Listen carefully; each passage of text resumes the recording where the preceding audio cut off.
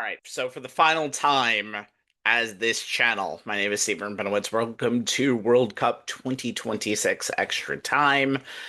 The World Cup ended yesterday with Spain winning a 1-0 extra time thriller to crown themselves World Cup champions for the second time. So, with that being said, and sports now, pretty much it's just baseball currently at the moment. We're going to do some quick ish World Cup winners and losers. We'll do it top 10 style, David Letterman style, and then we'll do five neutrals, things that I don't know whether to put them in one category or another. So let's get started. Let's go positive first and talk about the winners of the World Cup. Number 10 is the continent of Africa. They end up getting all but one of their teams from the group stage to the knockout rounds. We'll talk about one specific team from Africa in a second, but just the stories of teams who get themselves just out. Ivory Coast never got out of the knockout stage. You have Algeria getting back in there. You have Egypt getting to the round of 16. They won a knockout game themselves. South Africa getting to the knockout stage for the first time and probably being a few minutes away from just getting into extra time. They could have easily been a round of 16 team. All of that being said, and even though Morocco may have kind of went out with a quiet little whimper, even though you saw Senegal kind of blow a lead to Belgium late. I think this is a very successful World Cup for Africa, and I think this is going to be one where you're going to take more attention to an African Cup of Nations, maybe even if it's just like 5% more. I think it's going to be very interesting to see what they do in the future. They'll partially host the 2030 World Cup with Morocco. Let's see what Morocco can do. They're going to probably get themselves ready to go for the World Cup themselves. Going to be a very interesting experience, but that's number 10. Number 9 is Erling Haaland in Norway. Uh, we thought Norway would be a team that had some capability of being a sleeper going in, and they did just that. And beating Brazil in the round of 16 was really their crowning achievement. And not just beating Brazil, but looking like the better team for most of that game. The Erling Haaland goal in that game back in the 4th of July weekend over at MetLife Stadium when they scored the goal to make it 1-0 in the 80th minute. That didn't seem like a fluke goal. That seemed like it was about to happen and it was earned. But it's just also just seeing the Norway Road during the World Cup, seeing Haaland just finally get his World Cup, his world recognition on a country level. He's always been big in the club level, is a big moment for Norway. Yes, it ended a little bittersweet against England in the quarterfinals, but Erling Haaland is definitely a winner in my book, and so is Norway. You know what? So is Belgium. I was thinking about putting them on the neutral list, but you know what? The golden generation was not the golden generation, and they were very close to being big time losers in this World Cup, being the one that gets knocked out to Senegal back in Seattle back at the beginning of July. But they end up coming back, beating Senegal, and then putting just a woodshed beating to the United States in the round of 16. And then they were probably they were the only team to score against Spain in this World Cup. They looked much better, I think, than people would have expected them to. So I'm Belgium will be a much different team in 2030 in the World Cup. They'll be a much different team if they make the Euros in 2028. But I think they're going to be a good story going forward. Number 7, just the presentation of the United States and all of its stadiums and all of its places in the World Cup. I think it was something, and even North America, more in North America too, because you just saw just this atmosphere. I think Atlanta had an awesome atmosphere for games. The Mexico England game specifically had one of the most exciting atmospheres. We were thinking about this game before it even happened. And I think overall, this was a great World Cup for the United States hosting it. People were worried about it. People were worried, in fact, when they had the infrastructure during the Copa America 2 years prior, where they had so many issues when Colombia and Argentina were playing for the Copa America, that this was going to be a disaster of a World Cup just logistically, and that never happened. And so overall, the United States really made a good name for themselves in this World Cup. And so did Canada, so did Toronto and Vancouver, so did the three places in Mexico. This was a 75% United States World Cup, and I have a feeling that they're probably hosting 12 years from now because of the World Cup success. Fox had everything really with it except for one thing, which we'll talk about in a second. Most specifically, Zlatan Ibrahimovic, which just seeing his personality and Henry and just the whole entire Fox crew, I think they did a good job presenting this World Cup. The best one that they've presented out of the three that they've done. They've done 16, 20, 18, 22, and now 26. Now the question is, the Women's World Cup will be on Netflix in 27. I think 31 too. I don't know if they got the rights. I think they got the rights for 27 and 31.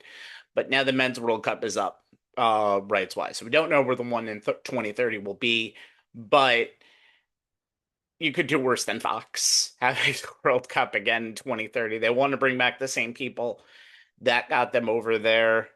You may want to kind of tinker with some of the announced teams. We'll see what happens in 2030, but I think Fox did a great job with their presentation. Number five, I think Switzerland had an outstanding World Cup, becoming one of their best performance since 1954. I have to give a special shout out to them because getting to extra time with Argentina, getting so close, and they were really, or just really, honestly, a red card away from winning. The red card will be talked about from in the 68th minute of that, I think like the 62nd minute of that match, but overall, Switzerland, they get the shootout victory versus Colombia up in Vancouver to end Canada's World Cup, Canada's hosting of the World Cup. And they really made some good memories out there. So good job, Switzerland. I hope you can continue this momentum and you're more of a fixture in the final eight and final four instead of where you were most every year, which is the couple of 16. Mbappe is number four on the list, and only Mbappe. He ended up with 10 goals in this World Cup, and yes, two of them did come in the third place game, but you know what? Congratulations. That's great. Not only do you end up with the Golden Boot from this World Cup, you end up with the most goals all time in the World Cup. We kind of talked about it yesterday that Mbappe now has a record that is going to stand and he's going to get to improve on in 2030, not just get himself over there. And he's really proven himself to be one of the best international goal scorers of all time. I think he would like some club success now coming into this year coming up, but we'll see what happens. And again, of course, the Euros in 2 years, where France has not had as much success as they would like. Number three, the 48 team format, especially the group stages. I think the group stages really prove that the 48 team format works. And I think the 48 team format is here to stay. Will it go to 64 in the next World Cup? We don't know about that yet. And that'll be something I want to talk about when we get to one of the other segments in there. But I think just having the dearth of games that you had every day, 4 games, 3 games, 4 games, it was exciting. And a lot of the group stage games almost proved more exciting than the games that we saw sometimes in the knockout round. So that's definitely one of those big things. Number two, Cape Verde. They've been one of the solid teams in Africa, but they made their World Cup debut, and my God, they go to extra time with Argentina in the knockout round, and they end up being the only team this season, this cup, to get anything from Spain. That's impressive, and I have to give Cape Verde and Vozinha, especially their goalie, a lot of credit. We'll see where this goes for them. See if they can get back in here in 4 years, see what they can do in their Africa Cup of Nations runs coming up. But you know what Cape Verde is, you know Cape Verde can ball, and you know Cape Verde is a soccer country. And number one, obviously you have to talk about the winners. Spain was impressive. Spain had the best defense out there. Spain had the most overall talent. And just looking at them, they once again are European champions and world champions. The women are the world champion. The women are the world champions. They'll defend their title in Brazil next summer. What a run for Spain! I'm very excited to see what they do in the future because they're not getting any worse. Yamal is only getting better. He didn't score as much as you want in this World Cup. He didn't really score at all. He only scored 1 goal. And he could have easily, but he is going to be a legend out there, and he can really make his mark in 2030 when he has a basically home World Cup. Okay, quickly the losers. Number 10, the continent of Asia. Did nothing really. Only two teams, really only one, advanced to the knockout round because Australia is also considered part of that nation. And Japan, unfortunately, went out in the second group stage game. There might have been a little bit of a, if there's ever a doubt that there might be more of a criticism of Middle East countries making this World Cup, nothing has changed yet. They don't look really good right now. Number 9, the fallen coaches of the World Cup. Tunisia sacked their manager after game one's 5-1 loss to Sweden, and then they sacked their second manager because of the fact that they couldn't improve. Portugal, Roberto Martinez was probably going to leave, and he didn't even come close after the 1-0 loss in the round of 16 to Spain. They said it made no sense to continue. South Korea didn't make it out of the group stage. Czechia didn't make it out of the group stage. Steve Clark of Scotland did make them to major tournaments, but hasn't even gotten themselves anywhere outside of that. And you thought that they would kind of get themselves going after the Haiti victory. Uruguay's coach, we'll talk about them in a second. Croatia, that's more of a retirement in anything else. Ghana's head coach got let go. Germany, after their loss to Paraguay. Mexico, Netherlands, obviously. Mexico did the best that they could. Javier Aguirre was probably going to leave anyway.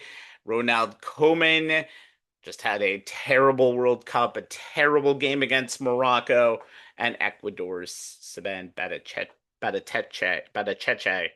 is also gone as well. So maybe more in the following. Number 8, USA Soccer. I'm sorry. It was just a bad performance in the round of 16 that kind of makes you question where this team is going in terms of, are they just going to be one of the 16 best teams out there?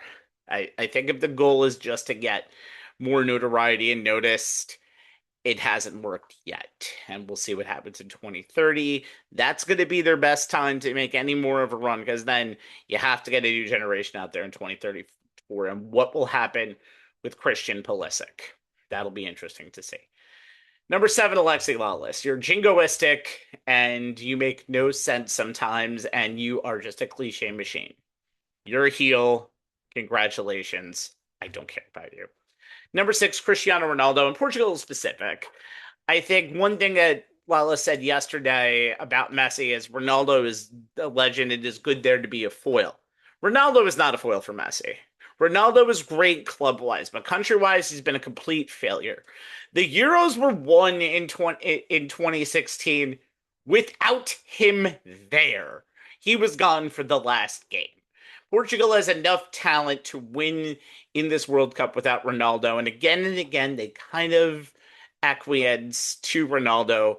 Argentina doesn't acquiesce to Messi. He's there for the plays. Ronaldo just can't finish them out anymore. And Portugal, who had a lot of talent, did not finish first in their group. They couldn't get the job done versus Ghana, and that's why they ended up in the part of the group where they had to play Spain in the round of 16 instead of the matchup that they pretty much put out on a silver platter and facing Argentina in the quarterfinals. That never happened, and that's why Portugal kind of fell on their sword. And Cristiano Ronaldo, whose international career is over, is going to have a lot of regrets about how that part of his career went. And Messi won't. Messi might, but Messi won't most of all. So, not good. Number 5, VAR. I'm glad you got everything right. I'm very happy you try to get everything right to the T. But you know what? Sometimes let the letter of the law be itself. You're never going to do that because you are FIFA. Number 4, the penalty shootout. We didn't get a penalty shootout after the round of 16, and we only got 3 in the round of 32. And it's kind of cool to see a lot more happen in extra time. But overall, the penalty shootout was kind of phased out a little bit in this World Cup, and I'm kind of glad Argentina Spain, now looking back at it a day after, didn't come out in the World Cup. Number 3, Uruguay. You get eliminated in the first round in the group stage when only 16 teams get eliminated. The group stage is literally specifically supposed to get teams like you playing in a knockout round game. and now you're forced to fly coach on the way back because you're a disgrace to Uruguay, apparently. Number two, the idea of high scoring soccer. It was great seeing it in the third place game 6-4. And then you watch yesterday and you see why soccer sometimes does have a lot of strategy to it. Argentina didn't head a shot off in over 90 plus minutes. It's considered a disgrace by a lot of people, but for me, I consider it Spain at its best tactically. And I'll talk about Argentina in a second, but Spain, this is why you see sometimes, like I said, I think I don't know if I said this yesterday, but we were very close to having two finals in the United States, 1994 and 2026, having 4 hours, four of game time and no goals. That doesn't really help build your game anymore in the US or really in some places internationally. And number one, even though they did make the third place game, boy, England is just going to think about what could have been when they went into a low block in the 50th minute in the semifinal versus Argentina.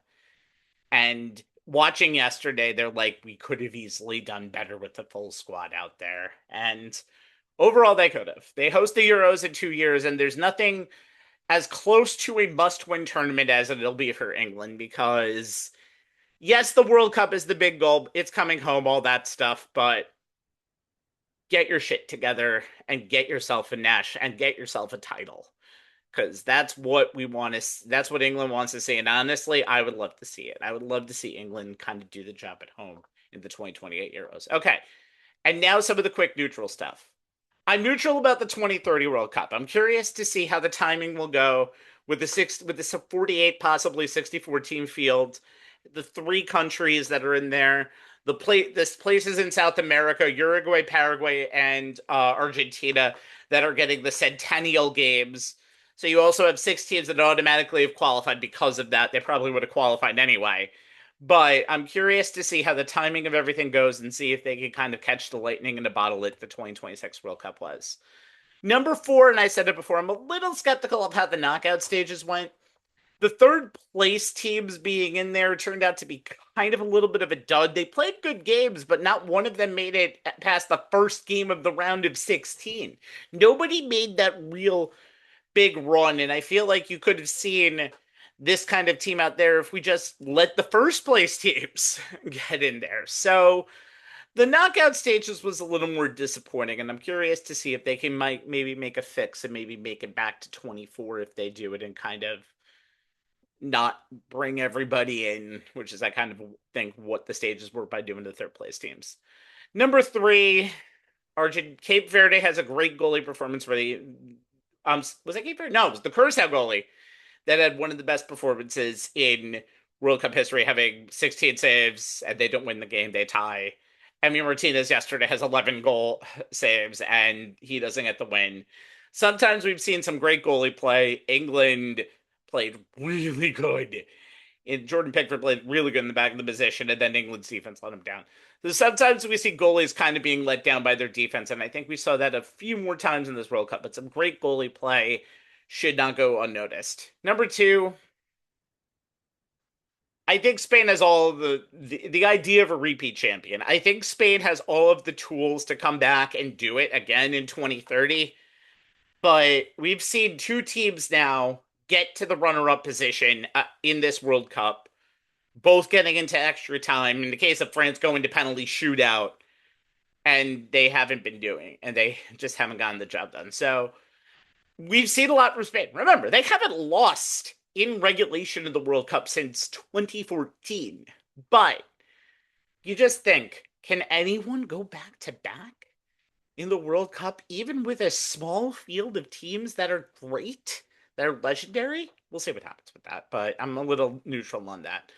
And number one, he's going to be one of the best international players of all time, club and country. But Lionel Messi yesterday kind of has to feel a little sick because he really kind of showed his age late in this World Cup. He, of course, walked 64%. I think that number probably went up yesterday during the game, but he was there to kind of be the end result. I think Argentina is going to Messi in these last 10 years after the 2016 World Cup failure against Chile, which happened at MetLife Stadium, New York New Jersey Stadium. It's funny to see Messi, but I think Messi comes in, will have all the accolades of being one of the best players of all time. But unfortunately for him, he doesn't have the numbers right now. He doesn't have the Golden Boot for this year. He doesn't even have the World Cup record for goals. So a little, a little disappointing for Messi staying off the board in the last 3 games of the World Cup. Those are winners, losers, and neutrals. So the plan is this channel will be rebranded for the beginning of international soccer season. So we're going to take like 3 weeks off as we kind of prepare for that. We'll preview the big 5 leagues middle of August, and we'll talk more UEFA Champions League as well. We'll talk all soccer stuff in here. I'm planning on doing 2 shows a week for that. So catch me when you can on that. Watch everything on this channel that you've seen before. WCE Time, World Cup 2026 Extra Time on Facebook and YouTube. We will talk soon. My name is Steven Rabinowitz, and I am out.